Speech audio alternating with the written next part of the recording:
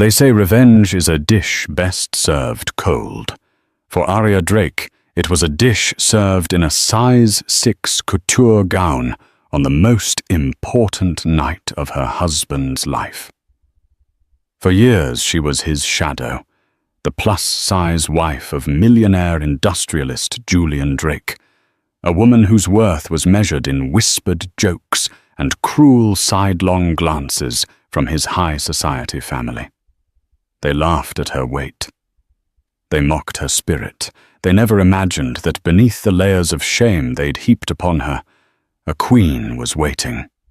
This is the story of how one woman's pain, channeled into a singular, brilliant plan, brought an entire empire to its knees.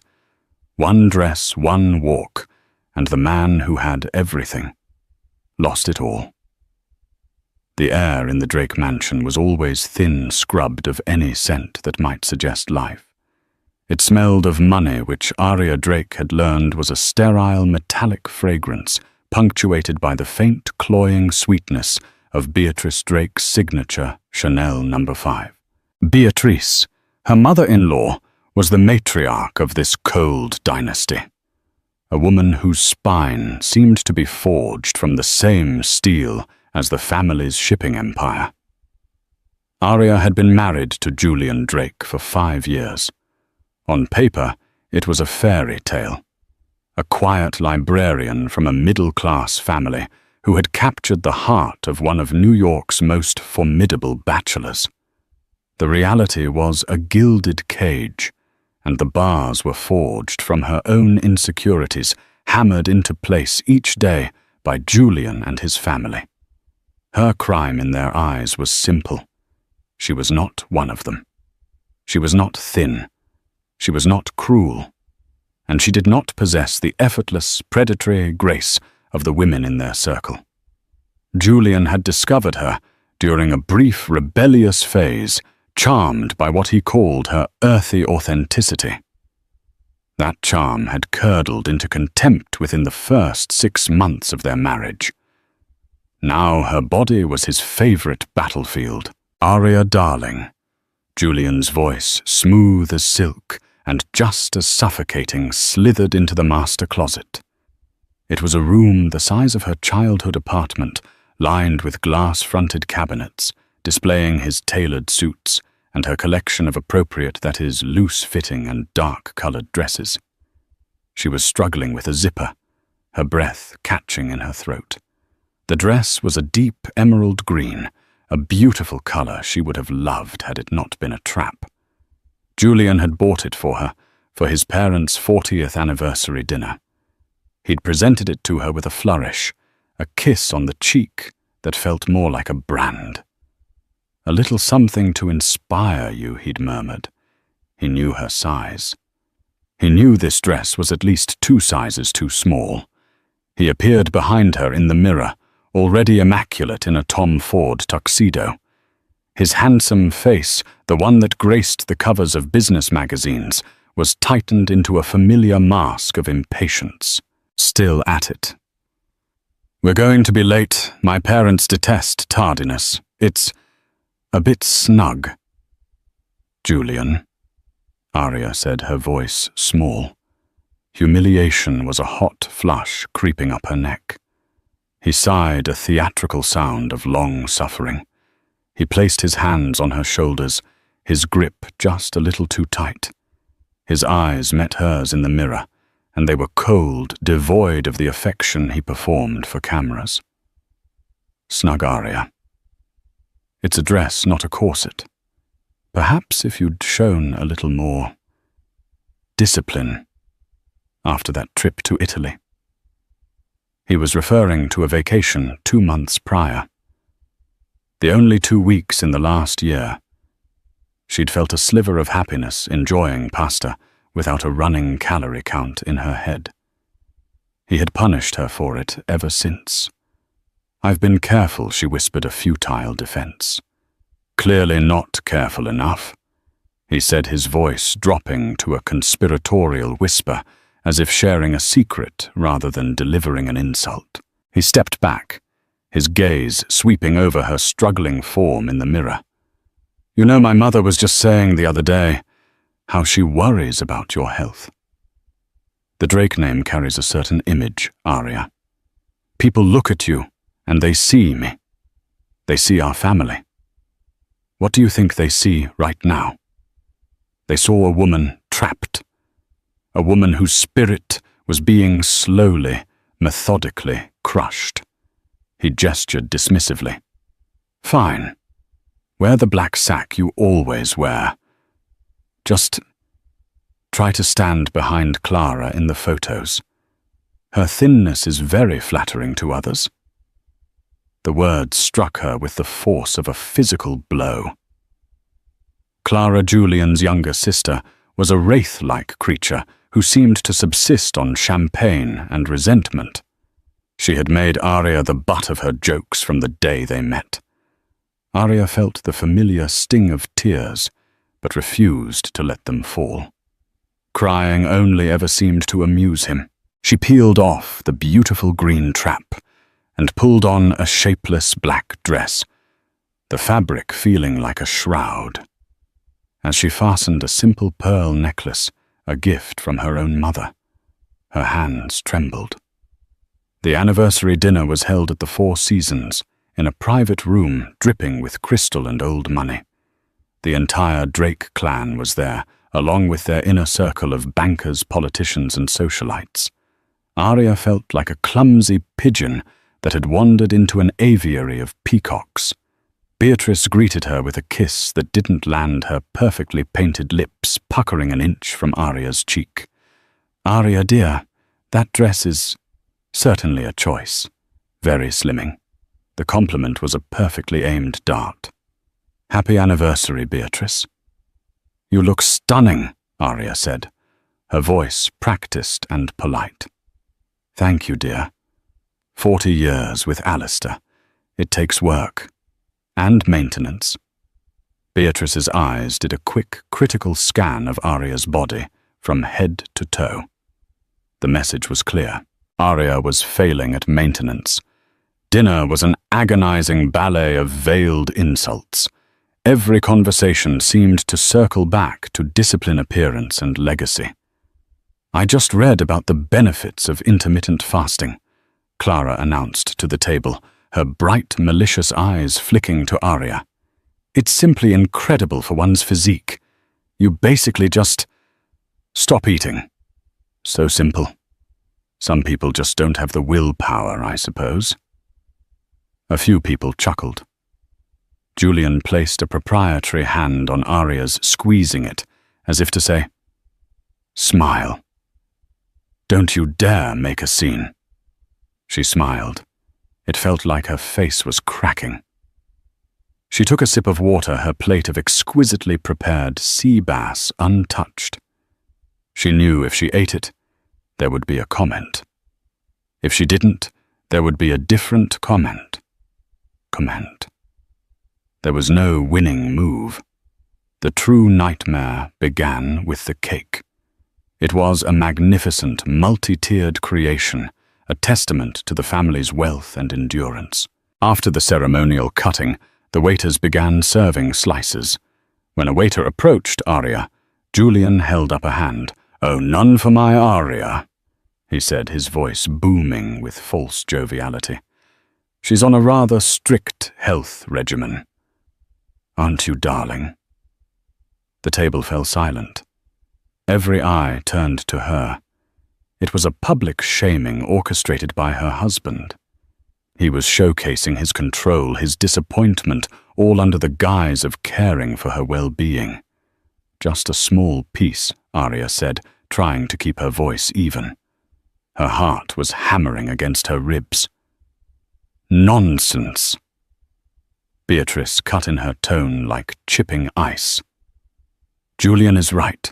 A moment on the lips, a lifetime on the hips. And you have so much potential, dear.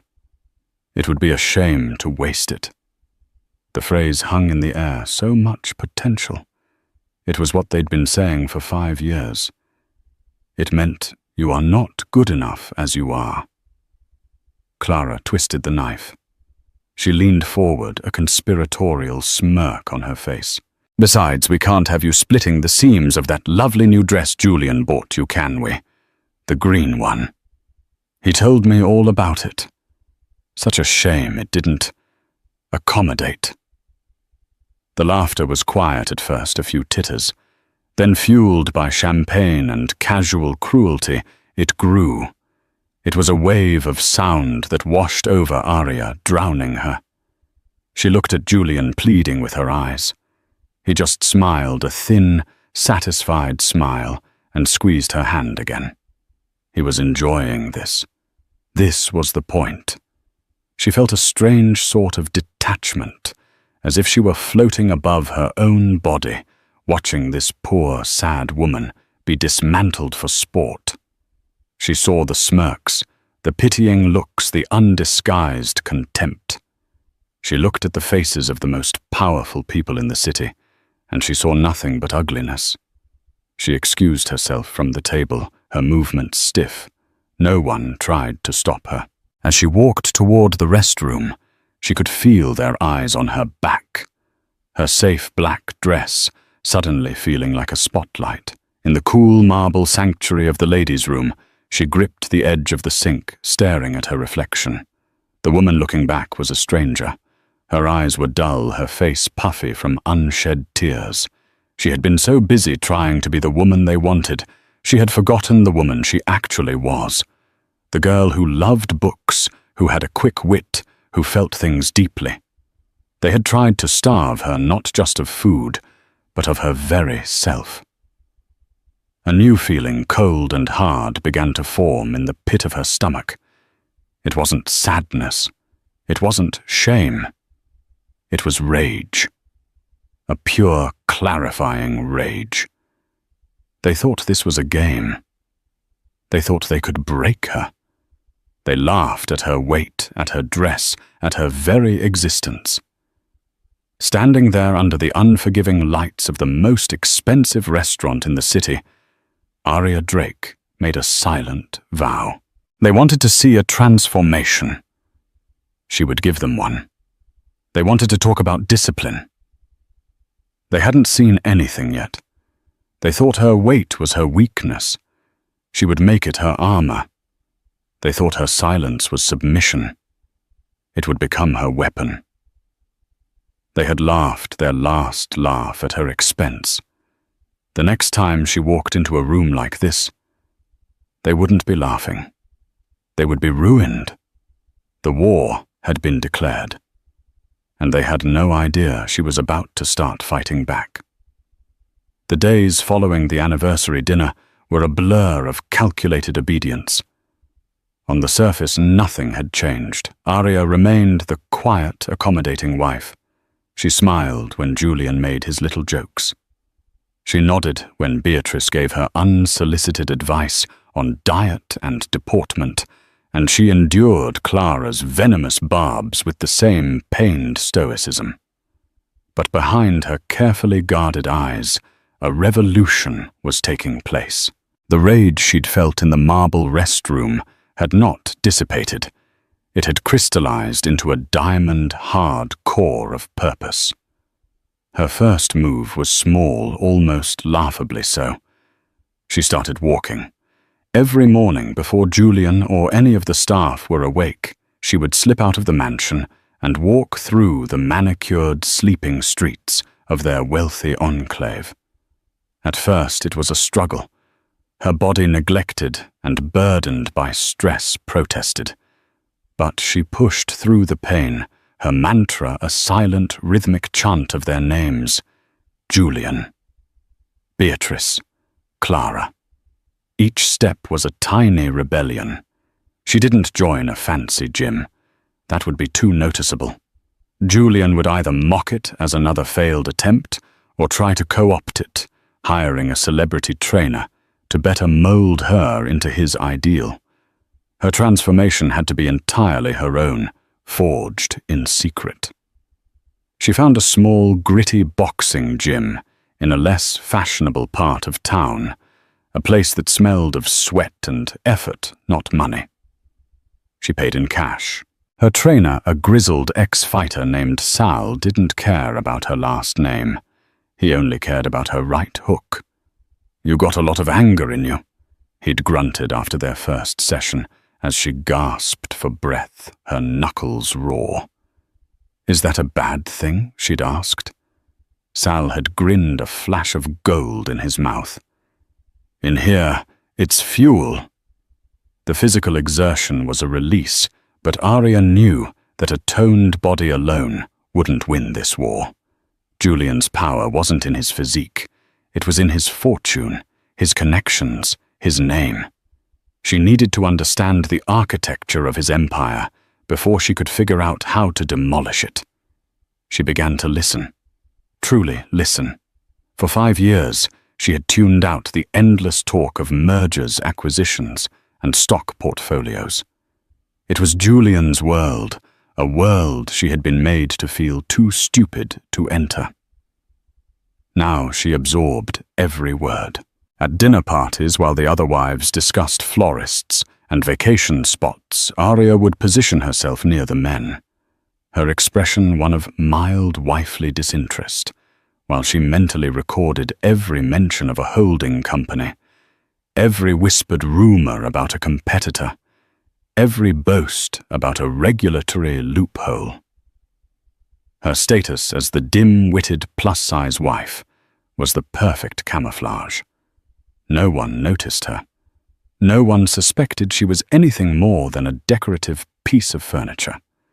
Julian would often take business calls in front of her, speaking in clipped, arrogant tones, utterly confident in her inability to comprehend the intricacies of his dealings.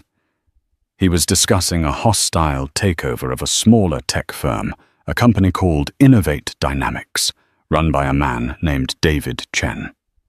Julian spoke of Chen with utter derision, calling him a naive idealist who was about to get a lesson in the real world.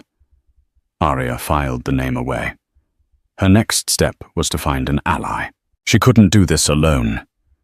She remembered a name from years ago before Julian. Marcus Thorne. He was a cousin of a college friend, a quiet, intensely sharp financial advisor who had left a major Wall Street firm to start his own boutique consultancy. The official story was that he was tired of the corporate grind. The rumor was that he'd been pushed out for having too much integrity. He was perfect. Finding him was easy. Contacting him was a risk. She used a pay-as-you-go burner phone and a new email address created at the public library 2 towns over. She requested a consultation under a false name, Ms. Evelyn Hayes, citing a need for advice on a complex inheritance. Their first meeting was in a nondescript coffee shop, in a neighborhood Julian would never dream of visiting. Marcus Thorne was exactly as she remembered, unassuming with intelligent eyes that seemed to miss nothing. He was dressed in a simple, well-worn tweed jacket, a stark contrast to the slick armor of Julian's associates. "Ms. Hayes." He began his voice, calm and professional. "You mentioned a complex inheritance." Arya took a deep breath. That was a lie. "My name is Arya Drake." Marcus's eyebrows shot up, the only sign of his surprise. He knew the name, of course. Everyone knew the Drake name. "My husband is Julian Drake," she continued, her voice steady. "And I need your help to discreetly understand his finances. All of them. The ones he shows the world, and the ones he doesn't." Marcus leaned back, studying her. The silence stretched. Arya's heart pounded, but she held his gaze. She had expected him to refuse to show her the door. Dealing with Julian Drake was a dangerous game. Why, he finally asked. It was the most important question. Arya didn't tell him about the humiliation, the years of quiet suffering. He wouldn't be moved by a sob story. He was a man who dealt in facts and figures. So she gave him facts. "I believe my husband is engaged in practices that are not just unethical, but potentially illegal. He uses shell corporations to hide assets. He engages in predatory acquisitions to strip companies of their IP and then bankrupts them.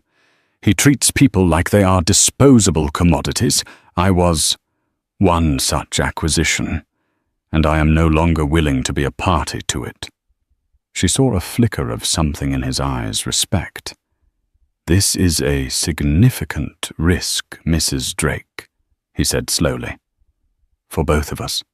If Julian found out...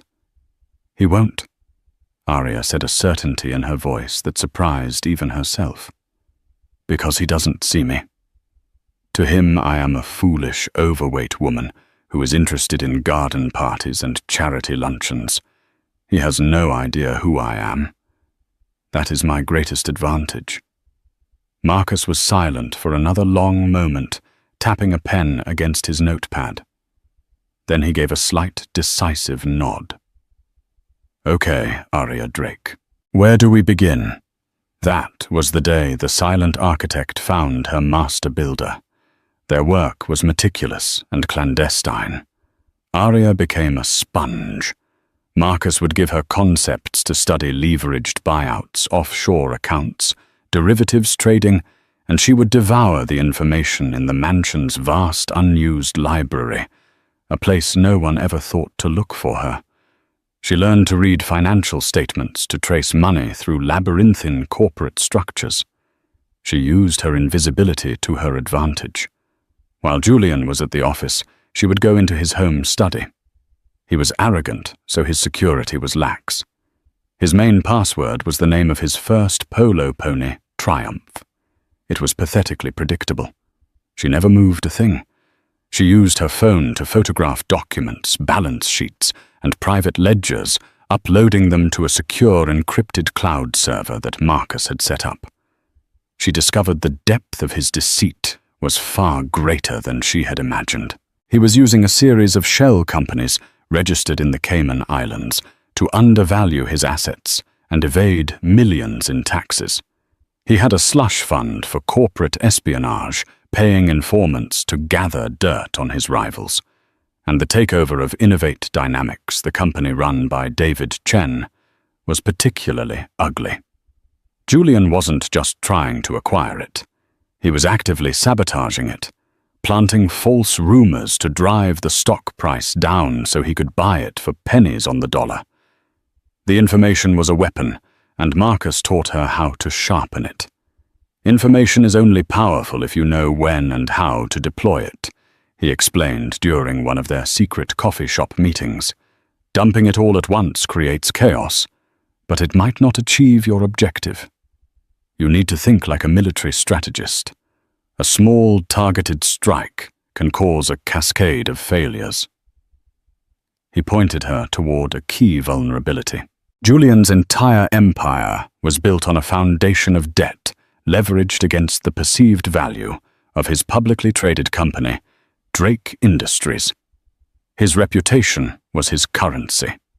If that reputation were to be publicly and irrevocably shattered, the banks that held his loans would get nervous.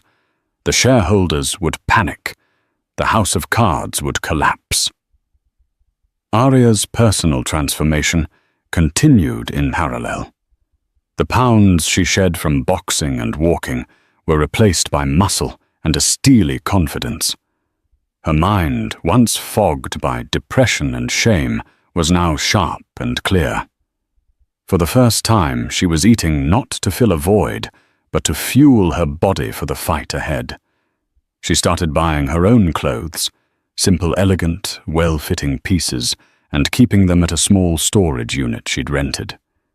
Julian barely noticed, or if he did, he attributed it to his own brilliant influence. "See," he said one evening, looking her over with a critical but slightly more approving eye. "I told you a little discipline would do you wonders. You're almost there." Almost there. She thought, a cold smile playing on her lips. He had no idea where she was going. Her final piece of preparation was personal. Years ago, in a rare moment of what he'd probably considered generosity, Julian had gifted her a small portfolio of stocks for their first anniversary. It was a pittance to him, a token gesture he'd long forgotten about. Arya, under Marcus's guidance, had quietly liquidated it months ago. The sum, combined with some family jewelry she'd sold, wasn't a fortune, but it was enough. It was her escape fund, her beginning. She made one more clandestine trip this time to a lawyer Marcus had recommended, a fierce, brilliant woman named Anita Singh, who specialized in high-conflict divorces. Arya sat in her office and laid out the entire story, supported by a folder of damning financial documents. Anita listened without interruption, her expression unreadable. When Arya was finished, she leaned forward. "Mrs. Drake," she said, "most women in your position come in here asking for a settlement. They want the house, the alimony, a piece of the pie. You seem to be asking for a blowtorch. I don't want his money." "Ms. Singh," Arya said, her voice ringing with clarity, "I want him to understand what it feels like to have everything you've built your identity on turn to ash. I want justice for every person he has stepped on to get to the top. The divorce is just the closing chapter. I'm writing the rest of the book myself." Anita Singh smiled a slow, predatory smile that reminded Arya of a panther. "I like your style, Mrs. Drake. Let's get to work." The plan was set. The players were in position. The target was oblivious, cocooned in his own arrogance. All she needed was the perfect stage for the final act. And she knew exactly where it would be: the Drake Annual Charity Gala. The glittering centerpiece of the New York social calendar. The very event where a year from now, Julian planned to be celebrated as a king. He had no idea he was attending his own execution. The months leading up to the Drake Annual Charity Gala were a masterclass in psychological warfare, with only one side aware a war was even being fought. Arya moved through the Drake mansion like a ghost, her presence both constant and completely overlooked. She played the part of the slowly improving wife to perfection. She was quieter, more agreeable, and as Julian often remarked to his mother, finally making an effort. He saw her weight loss not as a sign of her own strength, but as a victory for his persistent campaign of criticism. "You see, Beatrice?" All it took was a firm hand, he'd say smugly over the phone, while Arya was in the next room, cross-referencing shipping manifests with a list of his Cayman Islands shell companies. Her mind had become a fortress. Marcus Thorne had taught her not just about finance, but about compartmentalization. When she was with Julian, she was that Arya, the timid, slightly dim woman he had married. She would ask him simple questions about his day, her eyes wide with a carefully feigned lack of comprehension. "Oh, that sounds so complicated," she'd say when he mentioned a particularly brutal negotiation. His ego, a vast and hungry beast, devoured to the praise. It never occurred to him that her simple questions were strategically designed to confirm details she and Marcus had already flagged as suspicious. Her greatest weapon was the home office. It was Julian's sanctuary, a mahogany-paneled shrine to his own success. He believed it was impregnable. But Arya had discovered his blind spot, his absolute faith in his own superiority. He would leave his laptop unlocked for minutes at a time, striding out of the room to bellow at a staff member or take a call on the terrace. In those precious, heart-pounding intervals, Arya would strike. With a USB drive no bigger than her thumbnail, she performed a digital heist in slow motion. Guided by Marcus's encrypted instructions, she copied entire directories, focusing on files labeled Project Nightingale Legacy Assets and JC Private. She didn't know what they all meant yet, but she knew they were the keys to his kingdom. She was a ghost in his machine, leaving no trace. The physical and mental transformations fed each other. In her secret boxing sessions with Sal, she learned to anticipate an opponent's moves to find their weakness and exploit it. "It ain't about power," Arya Sal would grunt, wiping sweat from his brow. "It's about timing. You wait for them to overcommit, to get arrogant. Then you strike." It was a perfect metaphor for her strategy with Julian. She applied this to her investigation into Innovate Dynamics, the tech company Julian was trying to strangle. Using the files from his laptop, she and Marcus uncovered the full extent of the sabotage. Julian had hired a firm to launch a smear campaign against the CEO David Chen, feeding tech bloggers and financial journalists anonymous, misleading tips about production failures and security vulnerabilities at the company. The stock had plummeted, just as he'd planned. Arya felt a visceral connection to this unknown man. He was being bullied, his life's work torn apart by a predator all for sport and profit. This was her fight now, too. "We can't go to the press with this yet," Marcus cautioned, looking at the mountain of evidence they had compiled. "Julian's lawyers would bury us. They'd paint you as a disgruntled wife, and me as a failed ambulance chaser. We need something undeniable, something that comes from a source so credible it can't be dismissed." The source Arya realized had to be internal to Drake Industries. But how she couldn't just walk into the company headquarters. The opportunity came from an unexpected place, Beatrice Drake. "Arya, dear," Beatrice had said one afternoon, cornering her by the sterile, lifeless floral arrangement in the grand foyer. "The Charity Gala Committee needs a new liaison. It's tedious work, mostly paperwork, and chasing RSVPs, but it's a vital role. And frankly, it's time you took on a more visible responsibility. It was a test, a chance for Arya to prove she was worthy of the Drake name by performing menial, thankless tasks. The old Arya would have shrunk from the scrutiny. The new Arya saw an open door. "Of course, Beatrice. I would be honored," she said, her voice a perfect blend of humility and gratitude. The role gave her a legitimate reason to be at the Drake Industries headquarters. She was given a small temporary desk in the events department, a bustling, overlooked corner of the 35th floor. The other committee members, all society wives, treated her with the same condescending politeness she was used to. They saw her as the boss's simple wife there to sign off on catering menus and approve floral arrangements. They had no idea she was conducting a reconnaissance mission. During her lunch breaks, she wouldn't go out with the other women. She would wander the halls, her official liaison badge granting her access. She memorized the layout of the executive floor, the location of the CFO's office, the server room. She observed the rhythms of the office, who left for lunch, when which assistants were loyal, and which ones complained in the break room. She found her target in the accounting department, a man named Arthur Pym. He was a senior accountant, a man in his late 50s, who had been with the company for 30 years.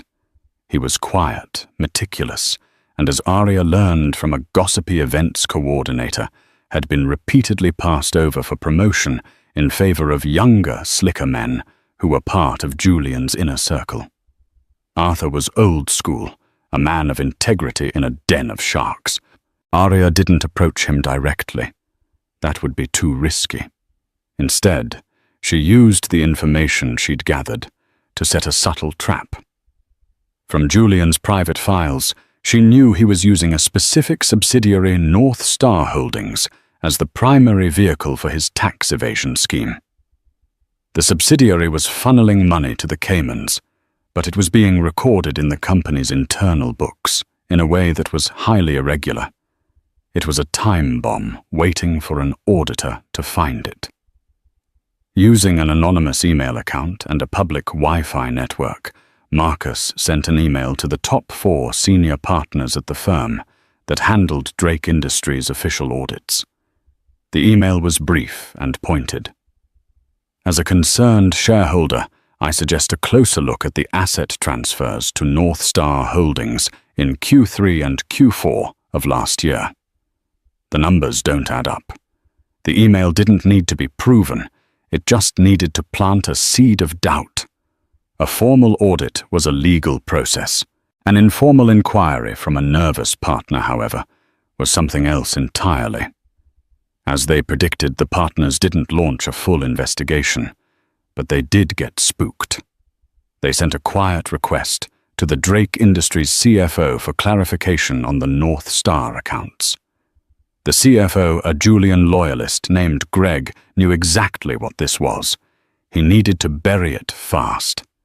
And to do that, he needed someone to create a new set of falsified documents to justify the transfers. He needed a scapegoat. He gave the job to Arthur Pym. Arya watched it unfold from her perch on the charity committee. She saw the stress etched on Arthur's face. She saw him staying late, his office light glowing long after everyone else had gone home. He was a good man, being forced to do a bad thing, and it was eating him alive. Now was the time to approach him. She accidentally ran into him by the elevators one evening. "Mr. Pym." "You're working late," she said, her voice soft and concerned. He looked up, startled. He seemed surprised she even knew his name. "Mrs. Drake?" "Yes. Just deadlines." "Everything all right?" she asked, feigning innocence. "You seem terribly worried." Something in her gentle demeanor, so at odds with the brutal environment of the company, seemed to break through his reserve. He looked at her, truly looked at her, perhaps for the first time. He saw not the boss's wife, but a kind face. "It's nothing, Mrs. Drake. Just company business," he mumbled, looking away. "My husband Arya," said, her voice dropping, "is a very demanding man. He expects perfection no matter the cost. Sometimes the cost is people's integrity." Arthur's head snapped back toward her. His eyes widened. She had just given voice to the very thought that was destroying him. "I know what they've asked you to do with the North Star files," she said quietly, taking the ultimate risk. "And I know it's wrong. They are going to make you the fall guy when this all comes crashing down." He paled, his hand trembling as he clutched his briefcase. How could you possibly know that?" "Let's just say Julian discusses more than he realizes at home," she said, letting him fill in the blanks. "Mr. Pym, you have a choice. You can go down with him. Or you can help me ensure that the person responsible for this is the one who pays the price." She handed him a small, plain card. On it was the number for her burner phone. "You have copies of the original documents before you were asked to alter them." "I know you do. You're too meticulous to destroy a paper trail," she said. "Contact me when you're ready to do the right thing." She walked away, her heart pounding. She had just laid all her cards on the table.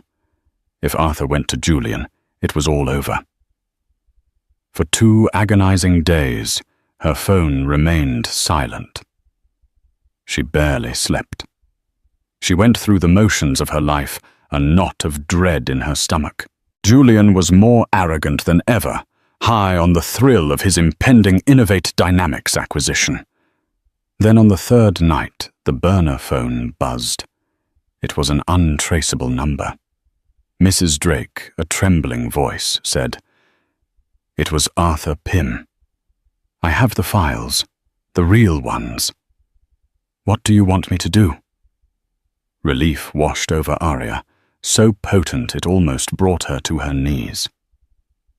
"Thank you, Arthur," she whispered. You just saved your own life, and you just gave me the bomb I need to blow up theirs." The final piece of the puzzle was in her hand. Now all she needed was the perfect dress. The night of the Drake annual charity gala arrived on a wave of crisp autumn air. It was the social event of the season, a night where New York's elite gathered to congratulate themselves on their generosity while dripping in diamonds and cynicism. For Julian Drake, this year was to be his coronation. He had successfully crushed David Chen and was in the final stages of acquiring Innovate Dynamics for a fraction of its worth. The gala held at the Metropolitan Museum of Art was his victory lap. He stood before the full-length mirror in their bedroom, adjusting his bow tie. He was a portrait of masculine power and privilege. "Aria, are you ready? The car is waiting. And for God's sake, I hope you chose something appropriate. Tonight is important. I'll be right down," her voice called from the adjoining dressing room. He sighed in exasperation and headed downstairs, assuming she was wrestling with another ill-fitting garment. In the grand foyer, Beatrice and Clara were waiting, preening like exotic birds of prey. "Is she coming?" Clara asked, a sneer playing on her lips. "Or is she planning to make a late entrance to hide in the shadows?" "Patience, dear," Beatrice said, though her own eyes were sharp with disapproval. Let's hope she remembered my advice about understated elegance. Upstairs, Aria stood before her own mirror. But the woman she saw was not the one they remembered. The room around her was not her usual dark closet, but the spare bedroom she had secretly converted into her command center. For months, she had been preparing for this single moment. The dress was her declaration of war. It was not black. It was not loose. It was a column of shimmering liquid silver, a custom creation by a designer Julian had never heard of. It clung to every curve of her new, powerful body, a body built by boxing gloves and relentless determination. Her hair, once pulled back in a severe apologetic bun, was styled in soft, glamorous waves that fell over one shoulder. Her makeup was flawless, her eyes defined and fierce. On her ears were not the simple pearls of her past, but a pair of diamond earrings she had bought herself with her own money. She looked regal. She looked dangerous. She took one last look at the laptop on the desk. A series of emails were queued, timed to send at precise intervals throughout the evening. The first from an anonymous source containing Arthur Pym's undoctored files on the North Star Holdings fraud was scheduled to be sent to a hand-picked list of financial regulators and a famously tenacious investigative journalist at the New York Times in exactly 1 hour. The second, containing proof of Julian's corporate sabotage against Innovate Dynamics, was scheduled to be sent to David Chen's legal team 90 minutes from now. Everything was in place. It was time. Her walk down the grand staircase was not a walk. It was a descent. Each step was deliberate, silent. The click of her silver heels on the marble was the only sound. The trio in the foyer heard it and looked up. Their conversation died in their throats. For a moment they didn't recognize her. They saw a stunning, confident woman, a stranger in their home. Then comprehension dawned, and their expressions shifted from confusion to utter slack-jawed shock. Clara's mouth literally fell open. Beatrice's perfectly powdered face seemed to crack. But it was Julian's face that gave Aria the most satisfaction. His smugness evaporated, replaced by a bewildering mix of disbelief, confusion, and for the first time a flicker of something she had never seen in him before: intimidation. He looked at her as if he were seeing her for the very first time. "Aria." He breathed his voice a dry rasp. What is this? She reached the bottom of the stairs and glided to a halt before him. She looked him directly in the eye, her gaze unwavering. "It's a dress, Julian," she said, her voice cool and clear, stripped of its former fear. "You told me to wear something appropriate. I believe this is—" She turned and walked out the door without a backward glance, leaving the three of them standing frozen in her wake, like statues in a museum of their own making. The ride to the museum was silent. Julian kept stealing glances at her, his mind clearly racing, trying to process this new reality. He was off balance, and it showed. For the first time in their marriage, Arya held all the power. When they arrived, the entrance was a frenzy of flashing camera bulbs and fawning reporters. Usually Arya would shrink from the attention hiding behind Julian's broad shoulders. Tonight, she stepped out of the car first. The effect was instantaneous. A hush fell over the press line, followed by a frantic explosion of flashes and shouted questions. "Mrs. Drake, is that you? Who are you wearing? Arya, you look incredible." She smiled, a genuine, radiant smile that reached her eyes. She posed, turning gracefully, letting the cameras capture every angle of her triumph. Julian, for the first time in his life, was an accessory. He stood awkwardly to the side, a thunderous expression on his face usurped on his own red carpet. Inside, the reaction was magnified. As Arya entered the grand hall, conversations faltered. Heads turned. A wave of whispers followed her as she moved through the crowd. She was the center of the universe, a supernova in a room full of dying stars. Men who had never given her a second glance now stared with open admiration. Women who had whispered jokes behind her back now looked at her with a venomous mix of envy and shock. She saw Beatrice and Clara across the room, huddled together, their faces pale. They looked like refugees whose country had just been invaded. Arya ignored them all. She had one target. She spotted David Chen, the beleaguered CEO of Innovate Dynamics, standing alone by a Grecian statue, looking out of place and defeated. He was here tonight because Julian had insisted a final twist of the knife to make Chen watch him celebrate his victory. Arya glided towards him. "Mr. Chen," she said. He turned his eyes weary. "Mrs. Drake, I'm surprised you know who I am." "I know more than you think," she said, her voice low. "I know what my husband did to you and your company. And I want you to know that he's not going to get away with it." Chen stared at her, confused. "I appreciate the sentiment, but it's too late. The deal is almost done." "A lot can happen in an hour," Arya said, giving him a small, conspiratorial smile. "Check your email and tell your lawyers to stand by. Help is coming." Just then, Julian appeared at her side, his hand gripping her arm. "What are you doing talking to him?" he hissed, his public smile a brittle facade. "Networking, darling," Arya replied sweetly, pulling her arm from his grasp. "It's what one does at these things, isn't it?"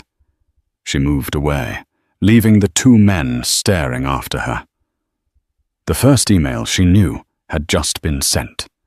The first domino had just been tipped. She found a strategic position on the grand balcony, overlooking the hall, a glass of champagne in her hand, and she watched. For the next 30 minutes, the party continued the buzz around her own transformation, the main topic of conversation. Julian watched her like a hawk from across the room, his fury barely contained. Then the first tremor hit. A man near the bar, a prominent hedge fund manager, looked down at his phone. His eyes went wide. He leaned over and showed it to his companion. Soon another phone was out. Then another.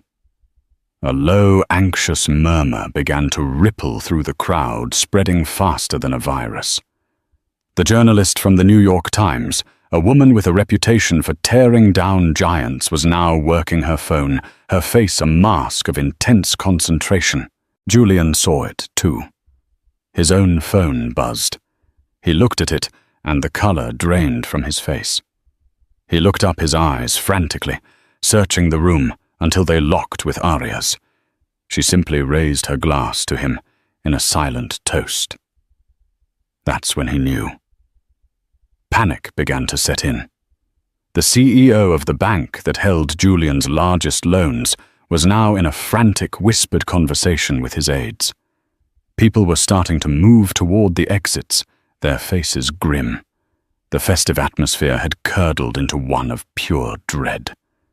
The final blow came when David Chen's voice, now strong and clear, cut through the noise.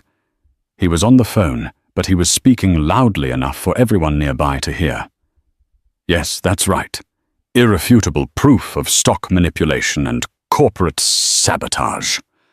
I want to file an immediate injunction to halt the sale, and I want to press charges against Julian Drake, personally. All heads swiveled from Chen to Julian. The king was naked in his court. The victory lap had become a perp walk. He was trapped, cornered, his face a grotesque mask of rage and disbelief. His empire, built on reputation and fear, was imploding in real time, broadcast across the smartphones of every powerful person in New York. He staggered through the panicking crowd, his eyes fixed on Aria. He stumbled up to the balcony. His perfect tuxedo now rumpled his face, slick with sweat. You, he seethed, his voice a ragged whisper. This was you. Aria took a delicate sip of her champagne. She looked at the man who had tried to crush her, a man now smaller and weaker than she had ever seen him. Me, she said, her voice as cold and sharp as a shard of ice. No, Julian. This was all you. You just didn't realize I was the one keeping score. Down below, the first uniformed officers of the SEC's enforcement division were walking through the door. The gala was over. The reckoning had begun. The collapse was faster and more brutal than anyone could have predicted. The world Julian Drake had built was a house of cards, and Aria had pulled out the one card that mattered his reputation. The New York Times story, published online just before midnight, was a masterpiece of investigative journalism, detailing the North Star Holdings tax evasion scheme with damning, irrefutable evidence provided by a high-level internal source.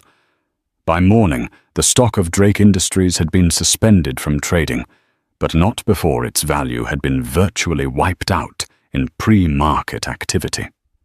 The injunction filed by David Chen's lawyers, armed with the proof of sabotage Aria had provided, stopped the acquisition of Innovate Dynamics in its tracks. Not only that, it opened the floodgates. Two other companies Julian had conquered in the past announced they were launching legal reviews of their own takeovers.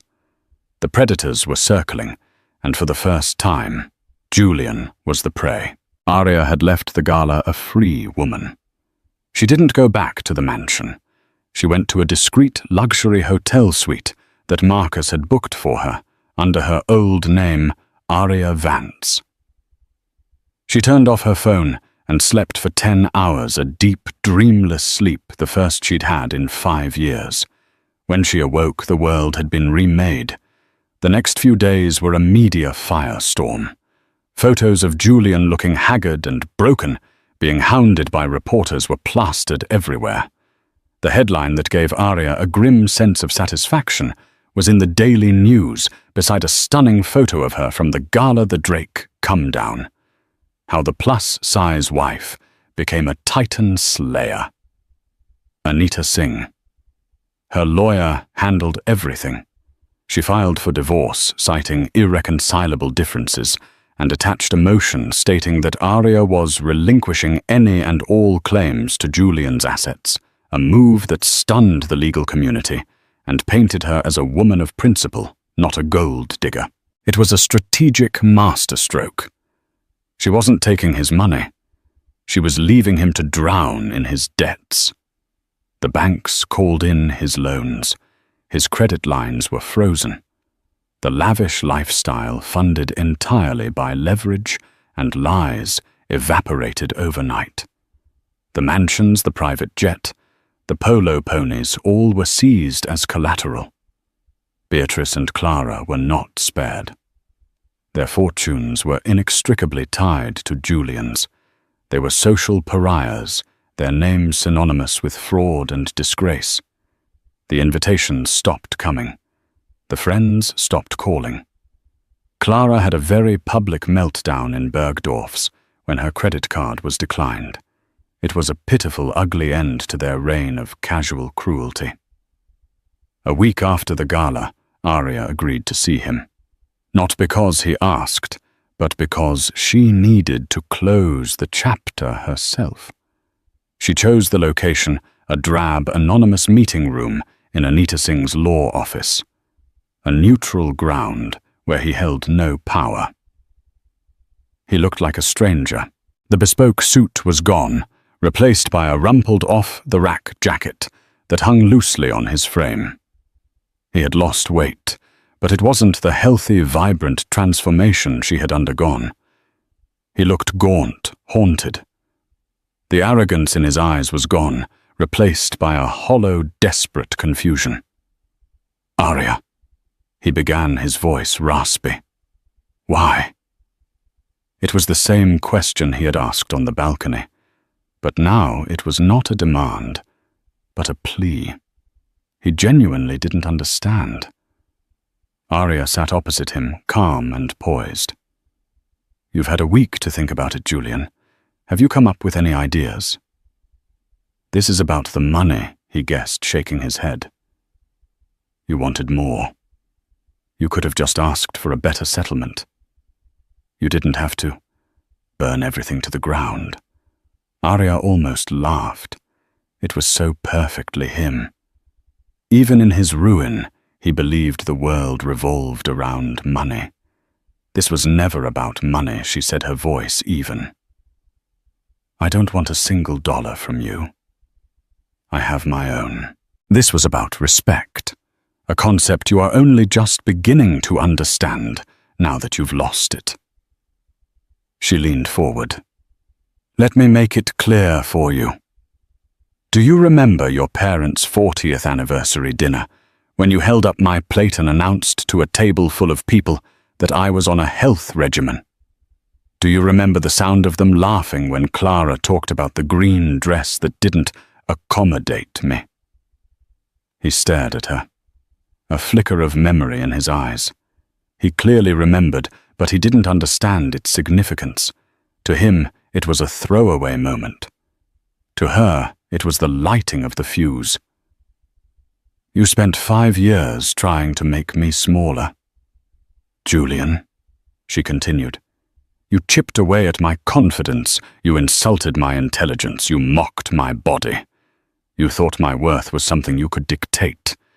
You tried to break my spirit, but you made a fatal miscalculation.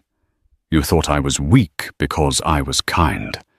You thought I was stupid because I was Sung." She stood up, looking down at the broken man.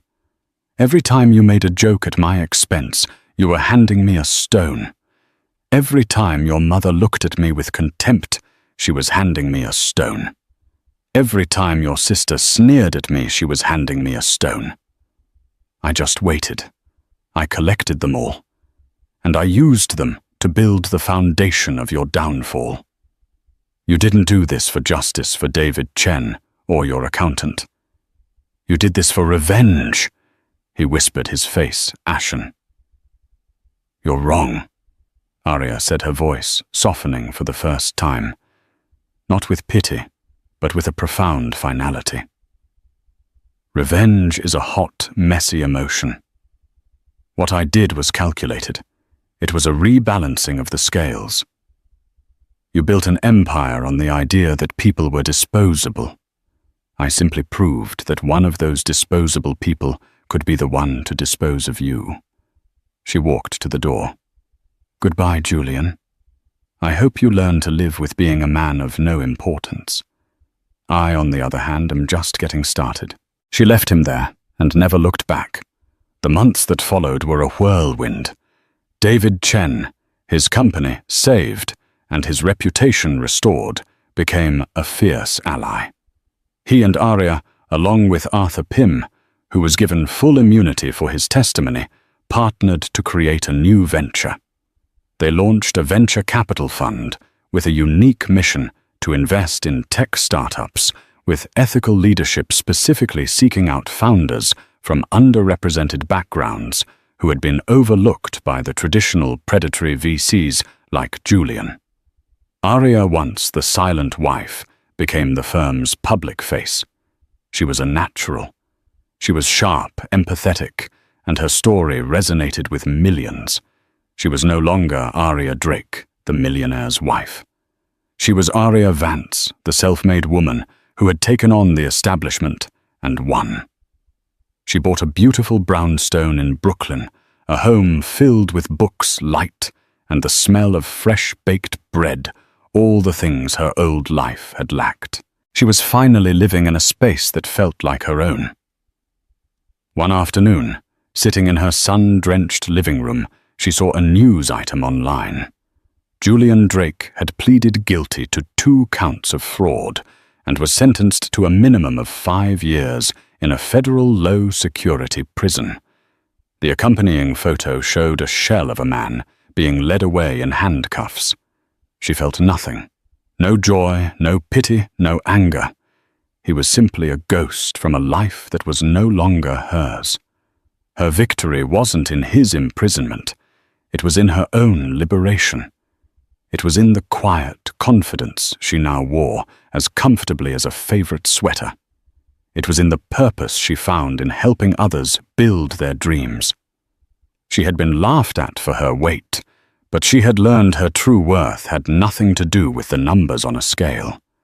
It was measured in her resilience, her intelligence, and the courage it took to walk away from the ashes and build a new world from the embers. Arya's story is a powerful reminder that the quietest people in the room are often the most observant. It's a testament to the fact that true strength isn't about shouting the loudest, but about having the patience and intelligence to make your move when it counts the most. Her journey from a place of public humiliation to one of ultimate triumph shows us that our greatest perceived weaknesses can become the source of our most formidable power. She didn't just lose the weight. She shed the toxicity, the doubt, and the man who was weighing her down. If her story of resilience and righteous victory moved you, please give this video a like and share it with someone who needs to be reminded of their own inner strength. And don't forget to subscribe and hit the notification bell for more real-life dramas where the underdog finally gets their day. Thank you for watching.